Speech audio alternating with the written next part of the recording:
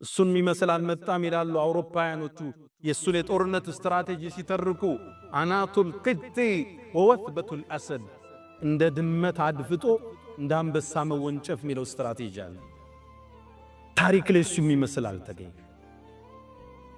ዛቱ ሰላሲል ሌላ ከሩሞቹ ጋር ያደረገው ፍልሚያ ዛቱ ሰላሲል ይባላል። የሰንሰለቱ ጦርነት። ሰንሰለት ምንድን ነው? ሩሞቹ በርካታ ጦር ያመጡና መጀመሪያ ሰልፍ የሚያሰልፏቸውን እግራቸውን በሰንሰለት ያስሯቸዋል እንዳይሸሹ፣ ይልቁ እንጂ አይሸሹ። ይህን ጦርነት ሊፋለም ትንሽ ጦር ይዞ ሄደ። እነሱ በርካታ 100 ሺህ ጦር ይዘው መጡ። እንዴት ያሸልፋቸው? ኻሊድ እዚህ ቦታ እንገናኝ ያላቸው ሩሞቹ እዛ ቦታ ሲገኙ ቦታ ቀየረ።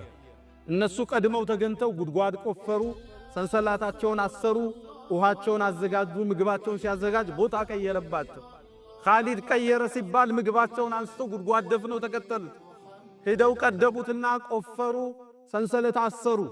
ልክ ይህን ሲያደርጉ ቦታ ቀየረባቸው። ሶስተኛ ደከሙ፣ አደከማቸው። መጀመሪያ ጉድጓድ ይቆፍራሉ፣ ጉድጓድ ይደፍናሉ፣ ዕቃ ይሸከማሉ፣ ዕቃ ያወርዳሉ። መጨረሻ እንደደከሙ ሲያቅ ሰራዊቱ ፊት ለፊት ተገናኛቸው።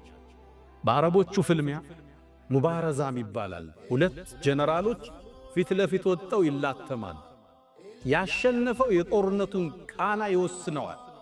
ስነ ልቦናዊ ማሸነፍ የምታሸንፈው የመጀመሪያው ፍልሚያ ላይ ኻሊድና የነሱ መሪ ሁርሙዝ ወጣ።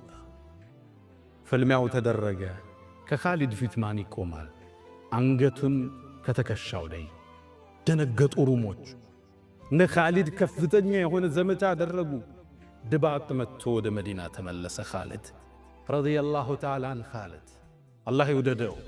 ከዛም ከነቢዩ ዓለይሂ ሰላቱ ወሰላም ህልፈት በኋላ የሙሰይልመት ኢብኑል ከዛብ ህዝቦች እርቲዳድ ሲያረጉ እስልምናን ለቀው ወጠው ሌላ ሥራ ሲሰሩ ሂዶ ሥርዓት ያሰዘውን እሱ ነበር።